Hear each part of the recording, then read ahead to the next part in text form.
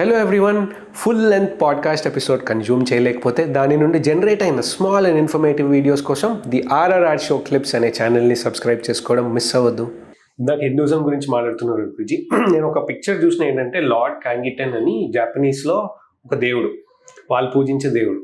ఆ దేవుడు ఐడల్ ఎట్లా ఉంటుందంటే సేమ్ మన వినాయకుడు లాగే ఉంటుంది.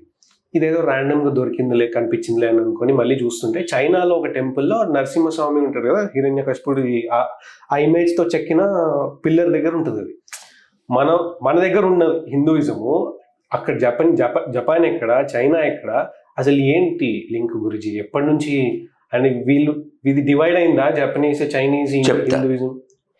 భాగవతం చదవాలి, మనం చదవకపోయా.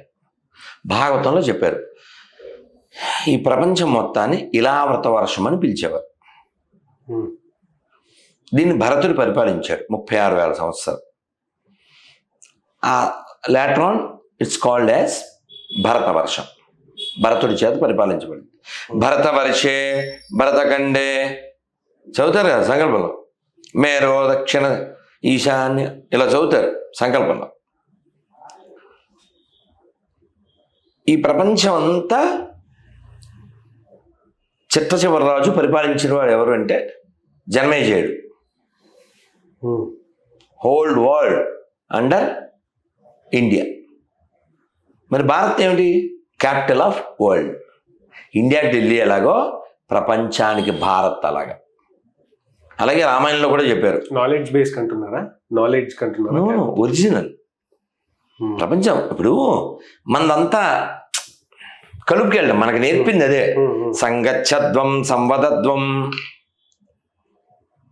అంటే కలిసి నడుద్దాం, కలిసి చర్చిద్దాం, కలిసి ఉందాం, ఇవి మనకు నేర్పారు. కానీ ఎడారి మతాల్లో విడగొడదాం, చెడగొడదాం. ఇన్ని మాటలు ఎందుకు? ఎక్కడైనా భారతీయులు ఇతర దేశానికి వెళ్ళి హిందువులు పాత బస్తీలు సృష్టించారా? కొత్త దేశాలు సృష్టించారా? మాది మాత్రమే ఉండాలని గొడవలు పడ్డారా? రోడ్ల మీదకి వచ్చి ఏమన్నా చేశారా? మనకి నేర్పలేదు. మనకు వైరాగ్యం నేర్పారు, వైలెన్స్గా ఉంటాం నేర్పలే. కానీ ఎవడో మా ఇంటికి వచ్చి, మా గుడికి వచ్చి, మా దేశం మీదకి వస్తే రియాక్ట్ అవుతాం.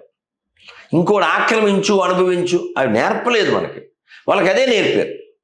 ఆ మతాలు వచ్చి, ఆ మతాలు పెరిగిన తర్వాత అలా దేశాలు ముక్కలేని. ఎక్కడన్నా తైవాన్లో 9,000 సంవత్సరాల క్రితందే శివలింగం, అమెరికాలో పెద్ద శ్రీచక్రం, పెరువులో రామాయణంలో చెప్పినటువంటి బాణపు గుర్తులు. రామాయణం నిజం అనడానికి అంటే మీరు నెట్లోకి వెళ్ళి అడగండి, మరి గూగుల్తో చెప్పుద్దిగా. హనుమంతుడు సుందరకాండలో లంకకి వెళ్తే నేను ఇవి చూశాడని చెప్తాడు. ఏం చూశాడు? 4 దంతాలున్న ఏనుగుని చూశాడంట హనుమంతుడు. దొరికింది స్కల్ దొరికింది. మామూలుగా ఏనుగుకి ఎన్ని ఉంటే దంతాలు 2 కదా. మరి హనుమంతుడు చెప్పిన 4 దంతాల ఏనుగు ఉంది. రామాయణం నిజం, ద్వారక ఉంది నిజం. అందుకే త్రిబుల్ తెలుసు నీకు, త్రిబుల్ తెలుదుగా. ఈ ఫర్ ఎవిడెన్స్, ఈ ఫర్ ఎథిక్స్, ఈ for epics. Ethics, epics, evidence 3 ఉన్నది మనకి మాత్రమే. ఎడారి మతాలకి ఎవిడెన్సులు లేవు, ఎపిక్స్ లేవు, ఎథిక్స్ అసలు లేవు. ఫస్ట్ ఉన్నది మనమే, తర్వాత ఇప్పుడు రాముడు ఏ ఊళ్ళో పుట్టాడు? అయోధ్య. 1,00,000 సంవత్సరాల నుంచి ఆయన పుట్టినరోజు అక్కడ జరుగుతుంది. రామాలయం కూల్చేసి వాళ్ళు ఆక్రమించినా కూడా ఆయన భజన, కీర్తన, పూజ జరుగుతూనే ఉంది. ఇప్పుడు వైభవంగా జరుగుతుంది. కానీ మొన్న కిస్మిస్ జరగలేదు వాడు పుట్టిన చోట.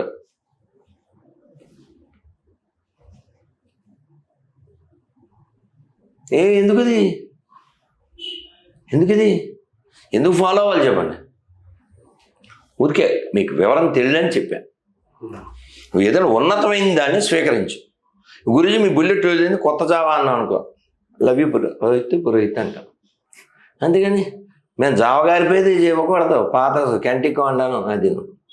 అదే అవునా, గో ఫర్ గ్రేట్ థింగ్స్ కదా. అలాగే జర్మనీలో నరసింహ ఉంటాడు, బరే ఉంటాడు. నాకు అక్కడి నుంచి ప్రసాద్ తెచ్చిచ్చాడు. దాని మీద సింహాచలం పేరు. జర్మనీలో. నాకు అక్కడి నుంచి ప్రసాదం ఇచ్చాడు వాడు, మా స్టూడెంట్. సో కాబట్టి ప్రపంచం అంతా బాగుండాలని మనం కోరుకుంటాం. అందువలన అగస్త్యముని ప్రపంచం అంతా పర్యటన చేసి ఒక పాటలో ఉంటుంది, ఆదిశంకరుని శంకారావం అగస్త్యమౌని ధర్మ ప్రచారం సమర్థరాముడు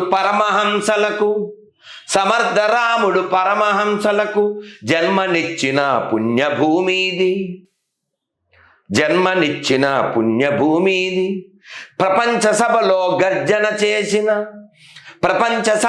గర్జన చేసిన భారతవాణి నాదనవోయ్, ఆ వివేకవాణి నాదనవోయ్. మనదేనోయ్ భారతదేశం మనదేనోయ్. అంత గొప్ప దేశం, మనకేం విలువ తెలియకపోయాయి. తెలుసుకోవాలి. దానికే నా తాపత్రయం, నా ఆవేదన.